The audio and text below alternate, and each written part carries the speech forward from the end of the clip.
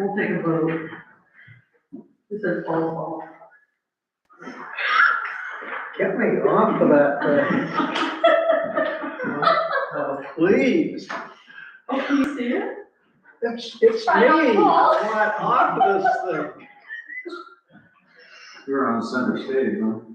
Paul, as long as you stay silent, it'll go away from you. You might want to move over Go there. over a couple of chairs. I see you now. Who? You. Yeah, Booty? Because I'm talking Where's that camera coming from? The computer? right there. Oh. If you have a hat, put the hat over it. Okay, Kevin, you talk, so. Well, if it's gonna follow the voice, it'll be over here all night.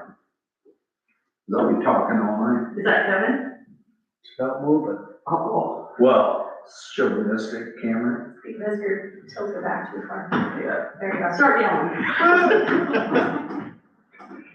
Why not Okay. me? I believe we have 6 o'clock. You got the recording ready to go? Yep. All right. It's Monday, October 6th, 2025, regular Monday night in the Riverside City Council. We're going to start it with the pledge of allegiance. Everyone state it.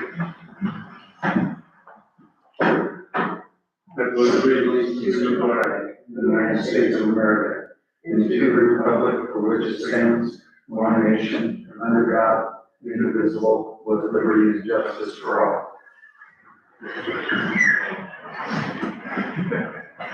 Okay, Cole, if you guys would take roll call.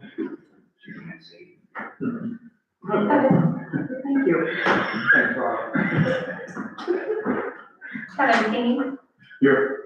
Tom Sexton, Present. Lois Schneider, Here. Kevin Mills. Here. And we have a quorum, correct? We do. All right, because we have absence of Ryan and Mary Allen, so. Start off the meeting with a approval of the agenda for tonight. I make a motion to approve the agenda. I'll second. We got a motion and a second to approve the agenda. Any discussion on that? I would assume we're good with it, so all those approve of the agenda, say aye. Aye. Those opposed, same sign. That motion carried. Next item on the agenda is the consent agenda with minutes, expenditures, and the Riverside Fire Department report. I'll make a motion to approve the consent agenda. Second. Motion's been made and seconded that the consent agenda with those 3 items will be approved. If there's no further discussion on any of that, I will call for a vote. All those in favor of approval, say aye. Aye. Those opposed, same sign. That motion also carried. Item number 5, public forum. Do we have anyone here that would like to speak on that in that time period? Looks like not. Move over to item number 6. City engineer's report from Axiom Consultants. Yep, I'll slide in to take care of this one since we have representatives from Axiom tonight.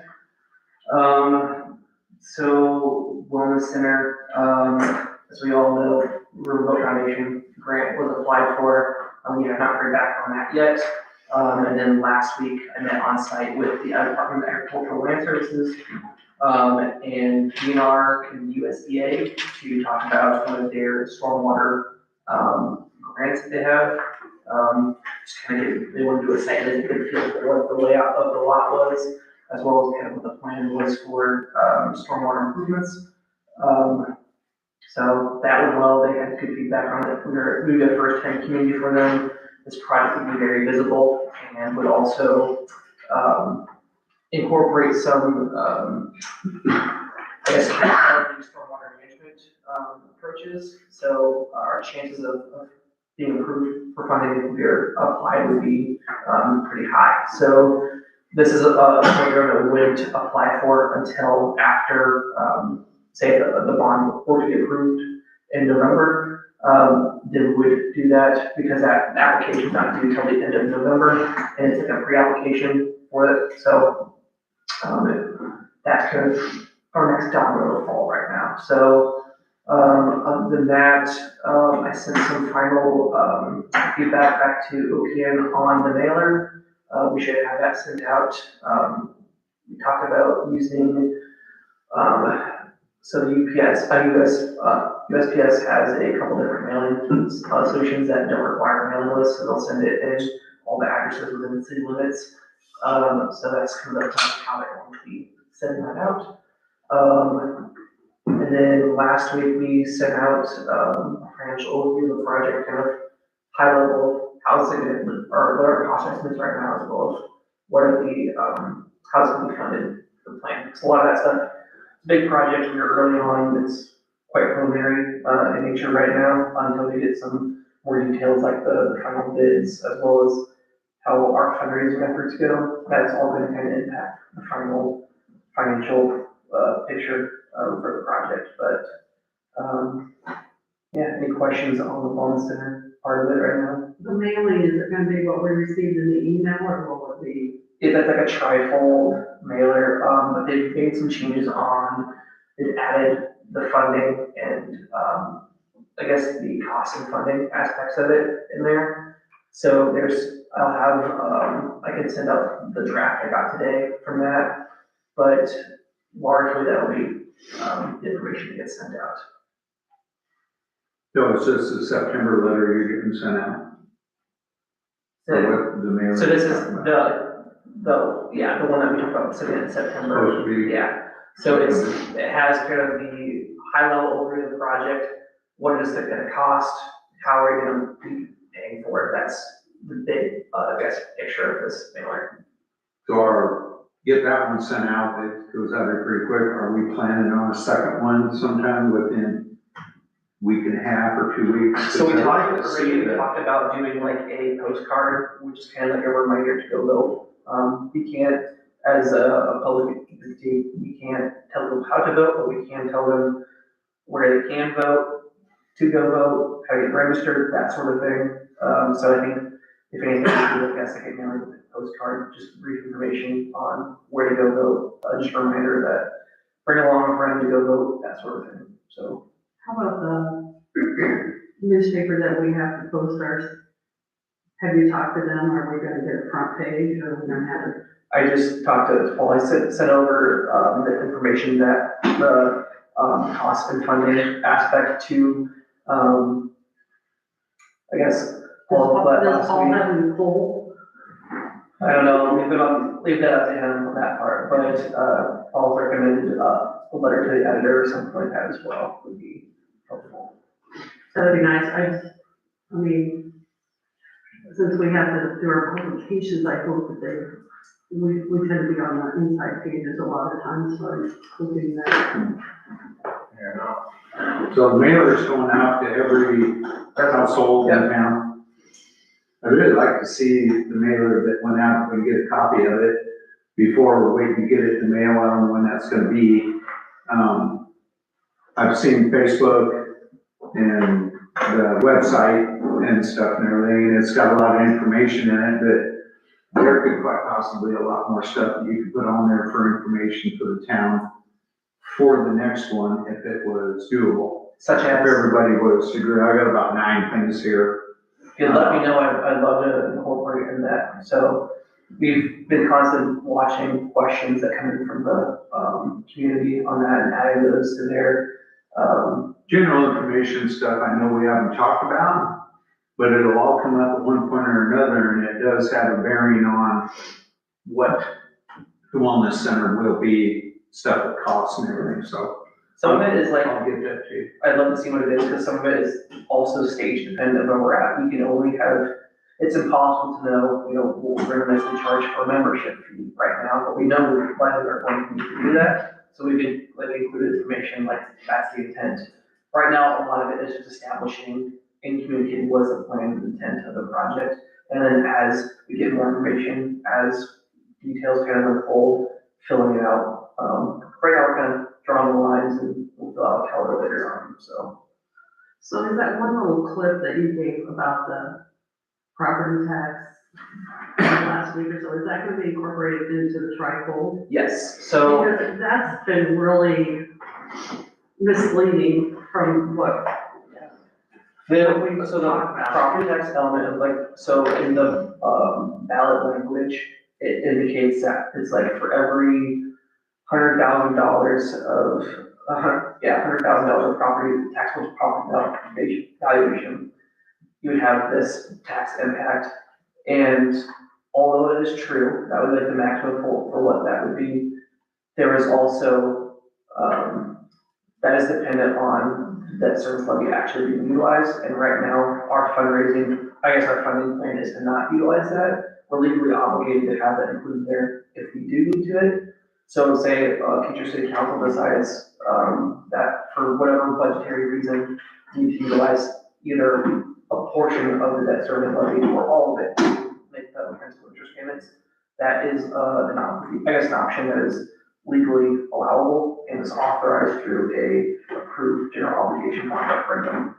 But it's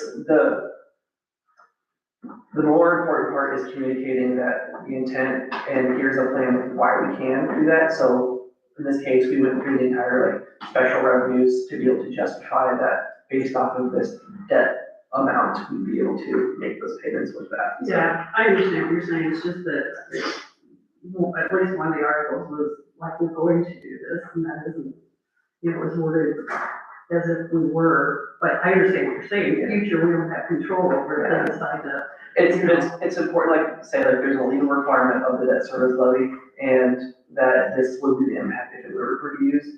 Unfortunately, the state of Iowa laws for this don't really allow for much room on what you can phrase in the ballot and what you can't. In this case, Yeah, it's, the burden is kind of on us to explain our approach to it, rather than, I don't know. yeah, I understand, I hope that's, I wanna make sure that's what we're doing, as what our council has decided at this time, so it's fine. Yep. As long as it's being explained. One more. Go for So one of the other verbiage things of how things read, like on the wellness center paper, because I've gotten asked this a couple of times, says the city will still need the approval of 60% of city resident voters. Mhm. They're like, what does that mean? Is that the whole town? it. No, You it's, know, so it's 60, I know, and I'm trying to 60% explain voters. it, but I think that really ought to be explained maybe in the next letter, if it hasn't been, that it's like, no, it's the amount of people that actually come out and go vote, 60% of that. That's why people aren't understanding what that means, you know, that they think, well, we gotta get the whole town, which you have your opportunity to go vote. Will people, and most of our votings, not very good turnout. Because down the long road of all that, if things don't go like we would like for them to be planned out and everything, it comes around property taxes. There's where you're gonna see people come out of the woodwork going, well, what's going on, you know?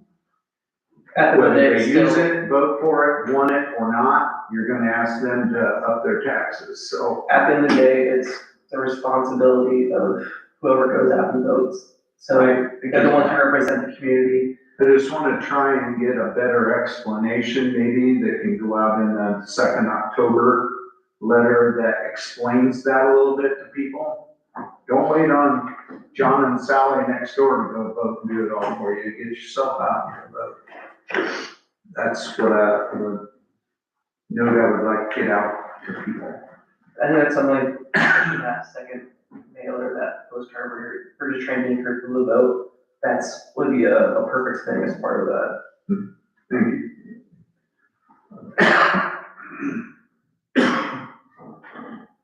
All right, next thing, Cherry Lane, we're largely complete up there.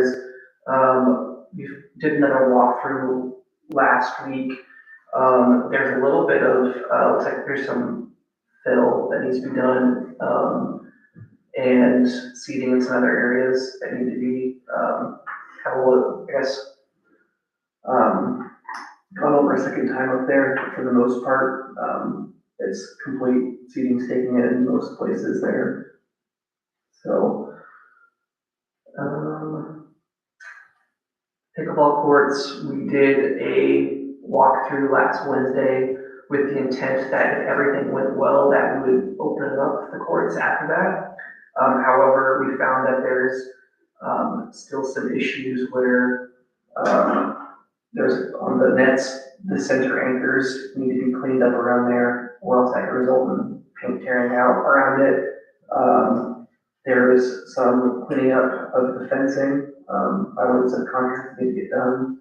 And then there's a panel of sidewalk that need to be replaced, because it had some chipping on it from one of the contractors damaged it after the fact of it being installed. And then, let's see, there was, some painting that's going to be done in the courts, some touch-up work. And then there was, some of the asphalt when they were cutting it, it indented it, so that needs to be refilled and then repainted on that. So there's a little bit of closeout work and. I saw that, they run on that with something, or? It's Because a it's all saw. nice and smooth. So it's a saw, I think, right there, and they cut it, and it, I don't know what happened there, but anyways, so they need to patch that.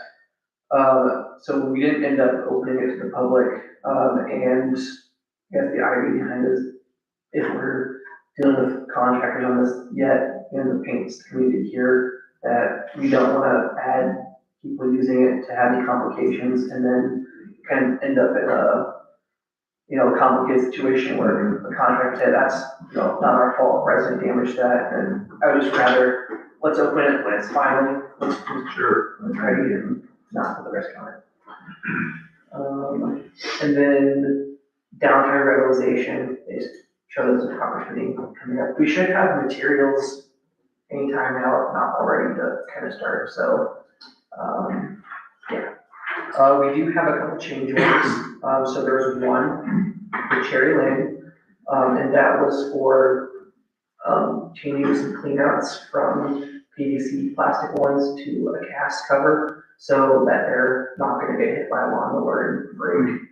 So there's that one, that's one for $1,456.40. This work has already been completed, as if we were gonna get it done while they're on site, that was the time to do it, so I did give them, approval, go ahead and do that, but we will have, this to be different by city council. So, go ahead, Ted. Yes, my question is, did the original PVC meet the specs? Or was it, and why did the engineer?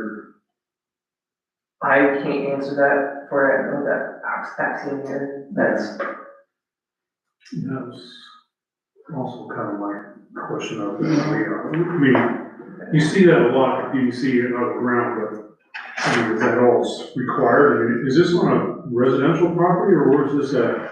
on school property. Oh, this is a school property area? We approved the bid in good faith, and then these things come back, and, that's, well, like somebody once said, $1,500 or $1,456 is a lot of money. Is that something, will Brian be at the next meeting? It should be. Yeah, something we can table until, or you already, was it on the? So we don't have a application, so the things need to be approved prior to the application. But as you said, work's already been completed on it, so if you do have a problem with this, I will also take responsibility for this, as we walked, Brian Lenz and I walked through with Axon, and we decided that these need to be changed due to, maintenance in there, where I guess the work has been done. I don't think it's fair for us to necessarily hold up payment. If there's an issue, I think you could talk about that with Axon and myself on that, but I don't also, to be fair to the contractor, I don't wanna put them on or hold up. I don't blame contractors at all. But if that's the case, like getting some you know, in the future, if this is, you know, we don't want to, if, I guess, these things are, that's up to specification, we're okay with PVC pipe cleanouts, then, you know, I think that's fine, but. It must have been there, they wouldn't have inspected for the bid. So all the cold patching, I haven't driven down the one way going into the school, that's where the cold patching stuff is. Yeah, there's done. some, you'll see some spots there where there was, some tear out from some of the cuts, and it's just, when you have old asphalt like that, Yeah. it's not gonna cut clean, so, that's where those areas were. But then there was one up in the intersection on that been done too, I believe so. right in front of the curb crosswalk sidewalk there. on the west side. Yeah, there's one right in front of that crosswalk. I'll check with Brian to make sure we got that one, but we I walked. saw Logan chipping that one day and then he didn't Yeah. finish. Then I'm assuming they got to it, because they were cleaning out all that stuff prior. Well, since you said that we'll deal with you and Brian, I'll make a motion for change, resolution 2025-71, change order number 2 for Jones Contracting Corp. for modifications on Cherry Lane Extension Project in the amount of $1,456.40. I'll second that. We have a motion and a second for resolution 2025-71, in the amount of $1,456.40 on the Cherry Lane extension work. Any further discussion on that? If not, I'll call for a roll call. Kevin Keeney? No. Tom Sexton, yes. Lois Snyder? Yes. And Kevin Mills? Yeah. That was a 3-1 motion, and that motion passed. Like I said, I'll take that one as future direction, that if that's what we want to go for. Get that. Well, I guess my point is I don't want to change it, And then the other change order we have, this one, was, sorry, what was it?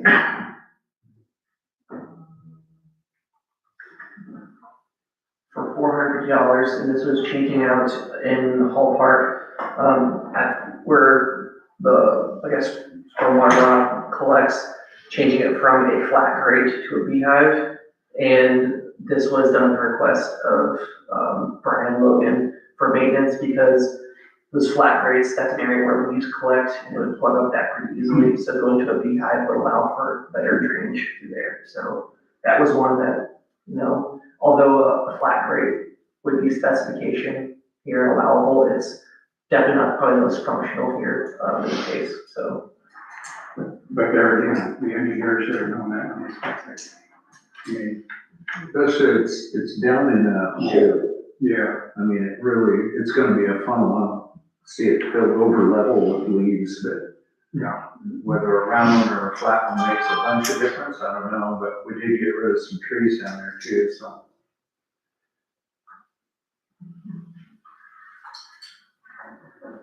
So just changing that, was it just a matter of changing the cover from a flat to a crown, or they have to do a whole box around it it? looks like it's the same way.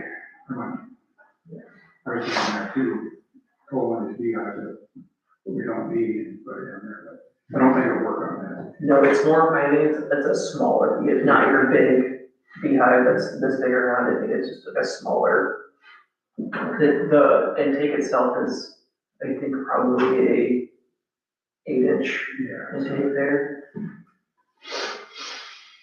Well, then we understand that's something they probably continuously maintain, because if it's down in the gully, it's gonna collect to the point it's covered up too, so.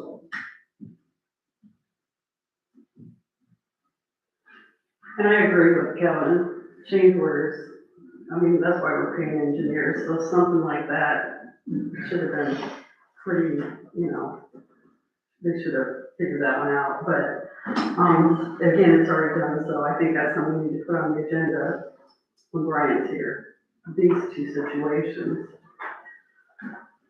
But I'll make a motion for resolution 2025-72, change order number 5 to Bowker for modifications to the pickleball court in the amount of $450. I'll second, with the understanding that we're talking about this later. We got a motion to approve, and a second to approve resolution 2025-72, change order for Valker Pinnacle. Any further discussion on that before vote? If not, I'll call roll vote. I'll roll vote. Kevin Mills. Gotcha. Lois Snyder. Aye. Kevin Keeney. Tom Sexton, aye. That motion passed 4-0. Next one, we'll go down to the 7, the city administrative report.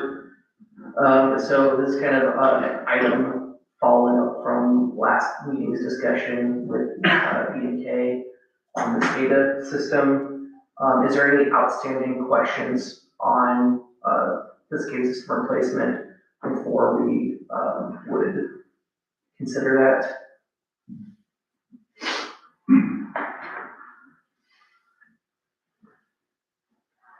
Was that pump that you and Alan authorized, was that part of this SCADA? No. SCADA control. No, so, yes, the SCADA is all controls. The VFD would not be a part of this. Yeah.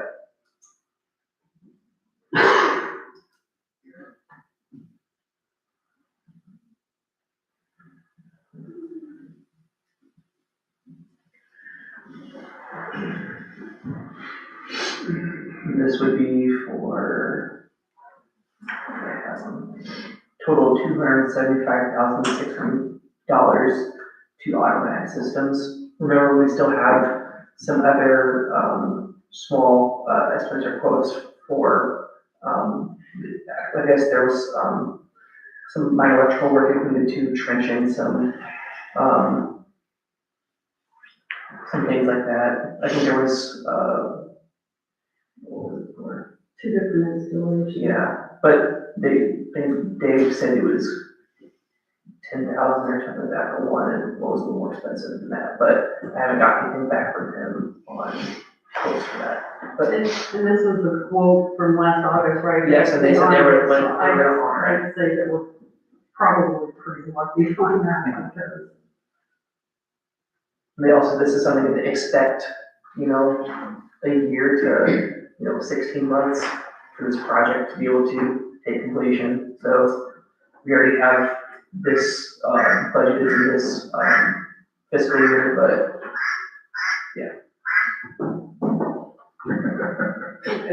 Sorry. Good, good. I'll make a motion, resolution 2025-73. Approve the scope of work and award the contract for the water treatment plant and wastewater treatment plant SCADA system replacement project in the amount of $275,600.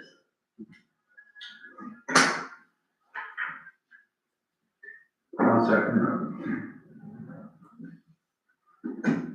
Got a motion, it's seconded to approve resolution 2025-73, this SCADA system awarded. Any further discussion on that? I want to say that, in the letter that they're got here, to Cole is they're also recommending other network enhancements on a couple of items there. Have they pulled any sort of numbers on that, or? no. It's like the second paragraph, it said, submersible level transmitters for well 7 and 8, VPN appliances and network racks and. Let me see, is that all of those would be included in this. Right. Yeah. So the only thing that isn't incorporated in this is some of those additional installations that they mentioned in the last council meeting.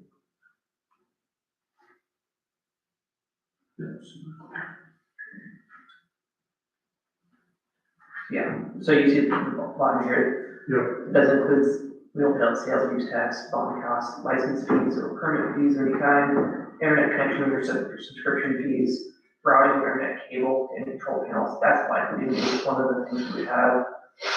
Internet and wire cable, conduit and control panels, and labor or any other skills that are required for installation not specified in detail above, which we cover in the change order. That would be a part of that, so.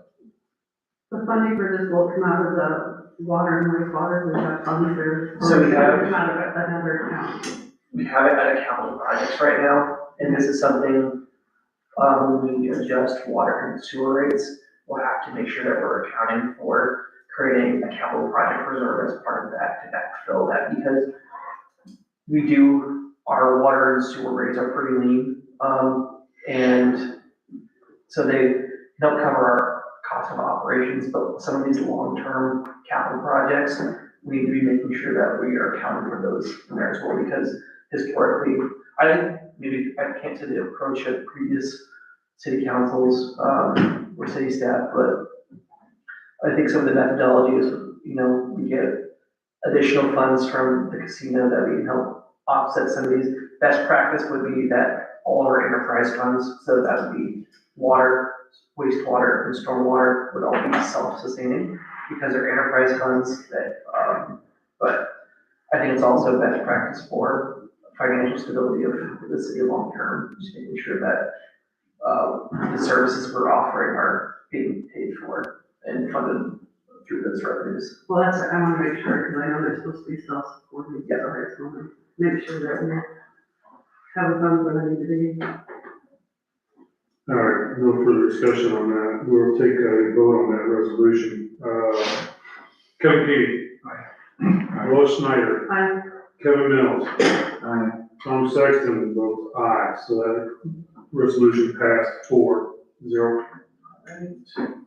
Next, we have a resolution to hire a full-time deputy clerk. So after doing our interview process, we selected Carrie Cole, as the, our recommendation to be deputy clerk. Starting wage to get $22 per hour, and then with the starting bank of sick leave at 16 hours, plus whatever the eligible benefits are in the employee handbook for this position. Any questions right now on this? We really designated out exactly what we're gonna have Carrie do, what's in her That was all part of the responsibilities. position profile that we sent out, we approved, when this city council approved that. I honestly don't know off the top of my head when that was, but, so mostly to be in here in the office, supporting Stephanie and I, taking on, phone traffic, walk-in traffic, records management, follow-up on city council meetings and the projects, whole slew of things. I'd like to, I don't know, well, the other guy's still here, but I still wanna see some of the nuisance stuff being taken care of by that person, because I don't think we should be paying, the inspector hours to do some of the stuff that we can do out of the office since we're getting another full-time person.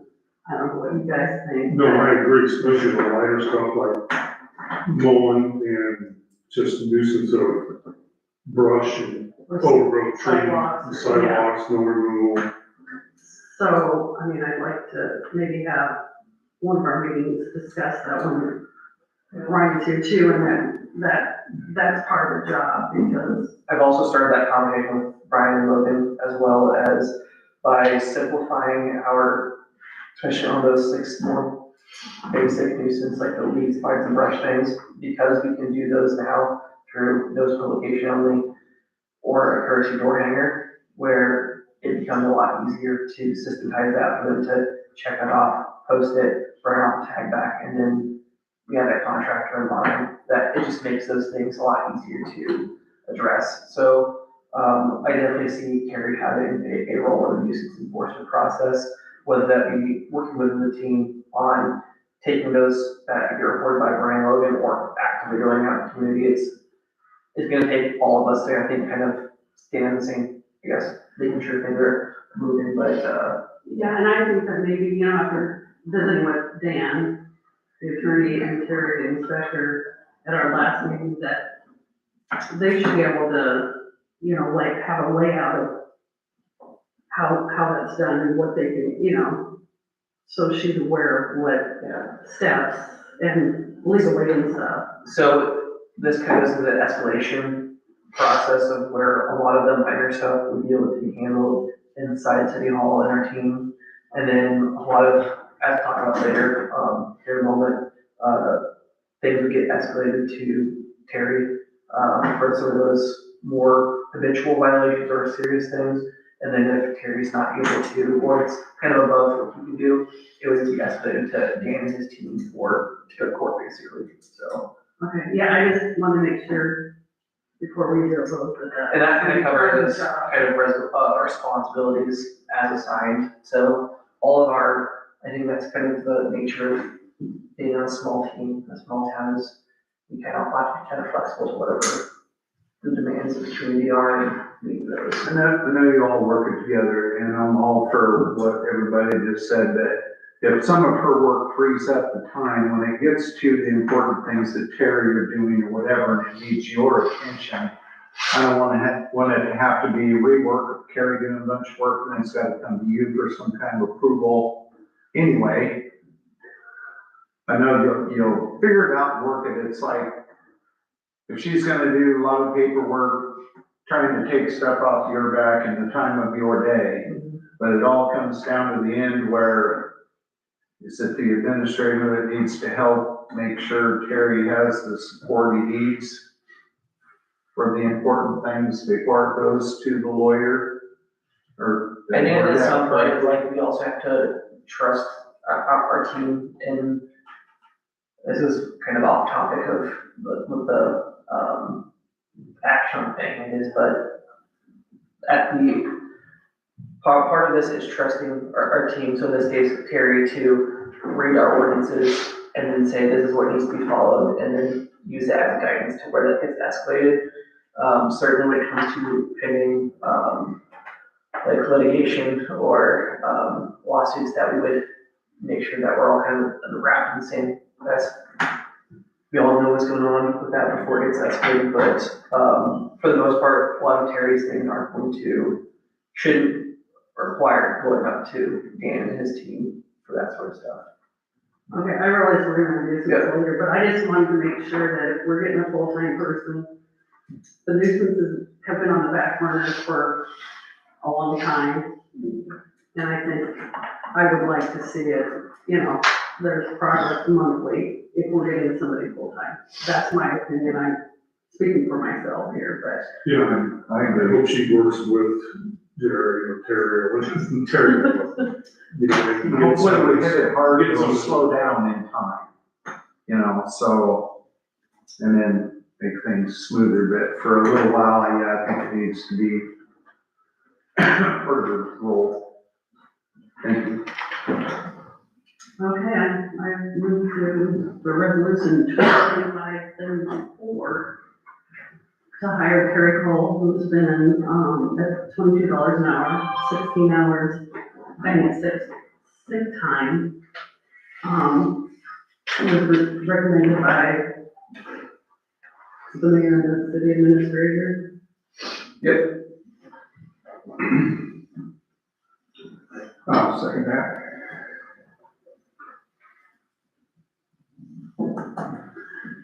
All right, we got a motion to approve resolution 2025-74 and hiring a deputy clerk in Terry Cole. So if there's no further discussion on that, I'm gonna take a roll call on that. Kevin Keeney? Aye. Tom Sexton votes aye. Lois Schneider? Aye. And Kevin Mills? Aye. That resolution passed 4-0. All right, next thing, Hall Park, ball field lights, lighting replacement. So we're able to pull together all of the different pieces for this. So that would be, labor for the installation, materials, the lift. So I'm showing, for, there's something like 13 different lights that we'll be replacing. Some of them, are like made into bulbs and ballasts, while some of them just need bulbs. But the total between the materials, the lift, and the labor for installation, would be $7,211.17 plus lift delivery. So the main thing is that having like 2 full days of work, more going up and down the poles. And this is the high-end estimate from Shea Electric. It could end up being less if they go through it quicker, but, for a electrician and an apprentice, that's at $171 per hour together. And then at 16 hours, that's where we get that $2,760. So, other than that, I spent 2 days on the lift, and materials are at cost from main meter, so. So the lift is the 880? Plus delivery, yeah.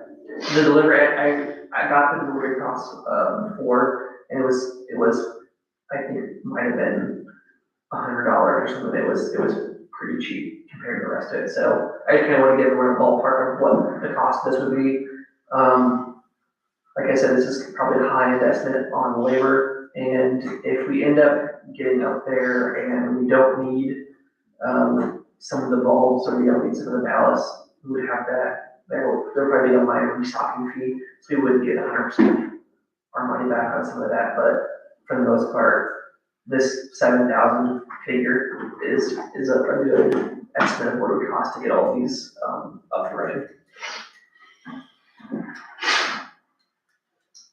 So they're gonna get this fall then, or? That way we plan to be able to get it done, yeah. So we want to get it done so we can start off next year on the right foot and have all the right lighting done.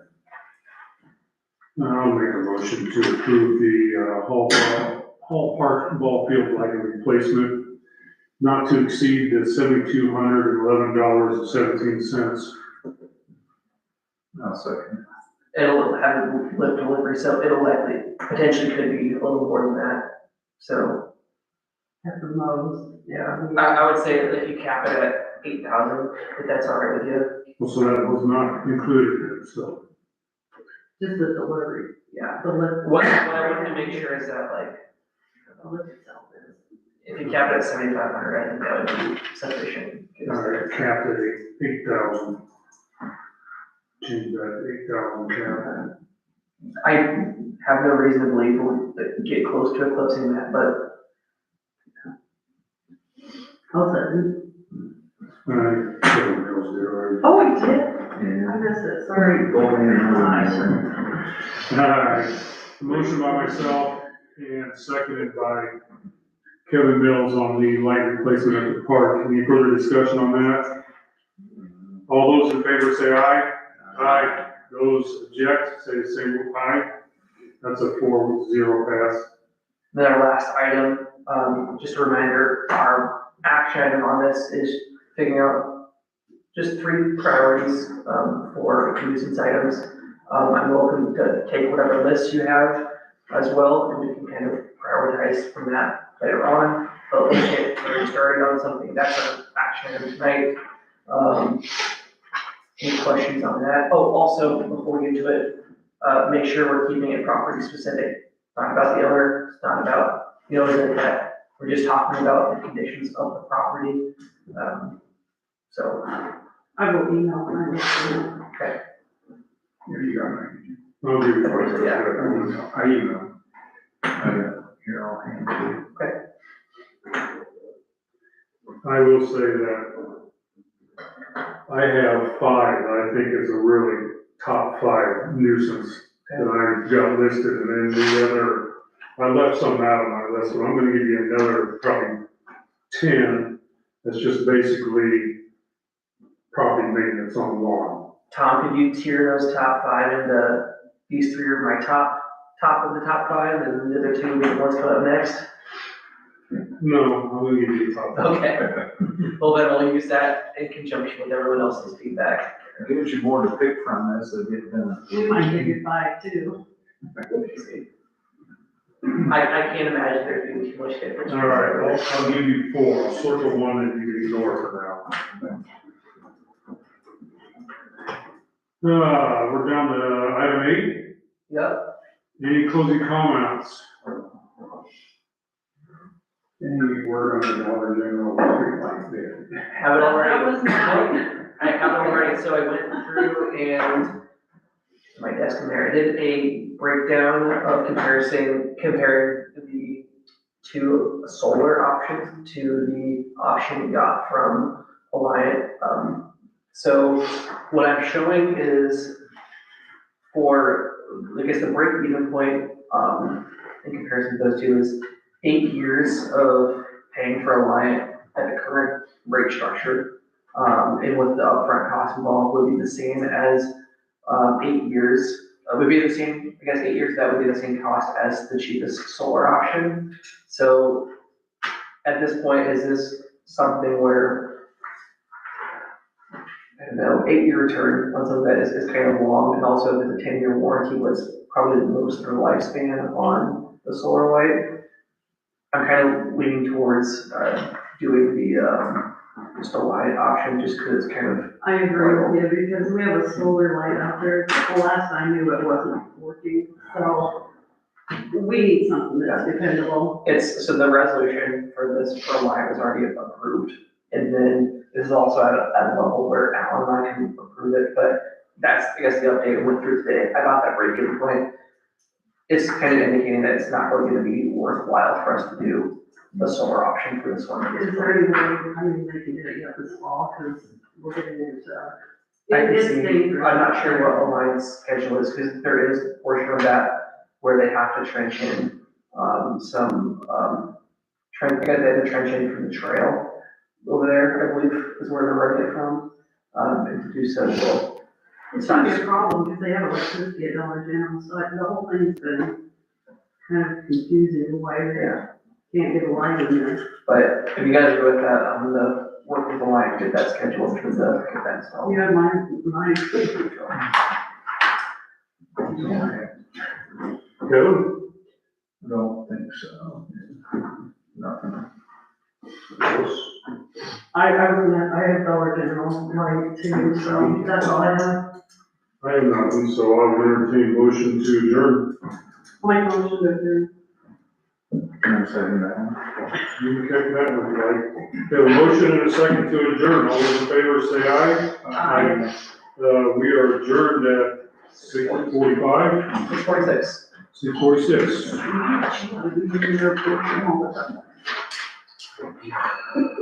That was kind of,